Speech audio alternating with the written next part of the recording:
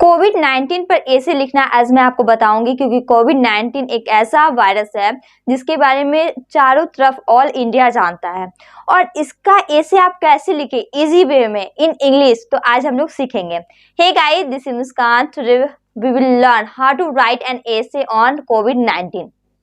Welcome to our channel real English. स्वागत है आपका रियल इंग्लिश में। So let's start. सबसे पहले कोरोना वायरस या फिर कोविड 19, बात सेम ही है। आप कोविड 19 बोलिए या फिर कोरोना वायरस बोलिए। आपको लिखना है corona virus is commonly called Covid 19 is an infection disease. It means corona virus जो है उसको कोविड 19 के रूप में भी देखा जाता है, मतलब कोविड 19 भी कहा जाता है। और ये क्या है? एक इन्फेक्शन डिजीज है, इन्फेक्शन से होने वाला डिजीज है। मतलब आपको हुआ है तो आपके फैमिली मेंबर को भी हो सकता है। जैसे एक पर्सन से दूसरे पर्सन तक वो फैल सकता है। नेक्स्ट लाइन आप लिखेंगे it causes illness in the respiratory system of human. ये मानव का श्वसन तंत्र में बीमारी होता है। श्वसन तंत्र में मानव का ये बीमारी उत्पन्न होता है, स्टार्ट होता है। It is a new virus that is impacting the whole world badly as it is spreading through a contact from to person.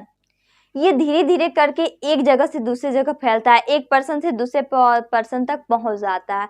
ये बहुत ज़्यादा खतरनाक बीमारी है जो कि एक जगह से दूसरी जगह जा सकता है, एक पर्सन से दूसरे पर्सन तक पहुंच सकता है। ये ऐसा बीमारी है। It was firstly identified in December 2019 in Hunan City, China. ये जो है ना, फर्स्ट जो इसका आइडेंटिफाई किया था वो क्या था? दिसंबर 2019 में। एक सिटी है चाइना में, हुआन सिटी चाइना में इसका स्टार्टिंग हुआ था, फर्स्ट देखा गया था। In March 2020 WHO World Health Organization declared this कोविड-19 आउटब्रेक अ पैंडेमिक। WHO जो है, मतलब वर्ल्ड हेल्थ ऑर्गेनाइजेशन, उन्होंने ये साबित कर दिया, ये प्रूफ कर दिया कि यह एक महामारी है। Now it has separate through out the world. अब ये क्या है ना, मतलब वर्ल्ड को, दुनिया को सेपरेट होने की जरूरत है, मतलब उसे बचाव करने का रास्ता ढूंढना चाहिए। जैसे कोई भी बीमारी होती है ना स्टार्टिंग में, तो उसके बचाव के लिए हम लोगों को कुछ ना कुछ समाधान निकाला जाता है। या तो हम डॉक्टर के पास जाते हैं, या तो जड़ी बूटी या फिर झाड़ फूक का काम होता है। तो हमारा सॉल्यूशन हुआ है द सेम वे। जब कोविड-19 आया, जब कोरोना वायरस आया, तो उसका भी सॉल्यूशन निकाला गया। COVID-19 symptoms can be very mild to survive. Some people have no symptoms.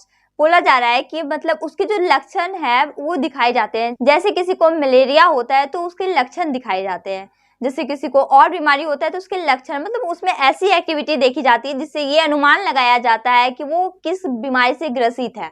As the same way कोविड-19 में भी कुछ लक्षण है जिसको देखा गया है, तभी हम लोग का नाम, तभी उन लोगों ने नाम दे दिया गया है कि इसे कोविड-19 कहेंगे, इसे कोरोना हो गया है। तो ये कैसे पता चलेगा? और कोई बहुत सारे ऐसे पर्सन है जिसमें कुछ भी लक्षण देखने को नहीं मिलते, फिर भी उसे कोरोना हो जाता है। The most common symptoms are fever, dry cough and breathing problems. Mostly जो कॉमन थिंग्स होते हैं ना, जिससे गेस किया जाता है कि जैसे उसको कोरोना हुआ है या नहीं, तो वो है आपका नेक्स्ट, हाँ, फीवर, बुखार होना, ड्राई कफ, सूखा खांसी, मतलब जैसे ही खांसते हैं तो यहाँ पे दर्द उठना, एंड ब्रीथिंग प्रॉब्लम, और सांस लेने में कठिनाई होना। ये कॉमन थिंग्स है जिसको देखा गया है, जिसको लक्षण का नाम दिया गया है।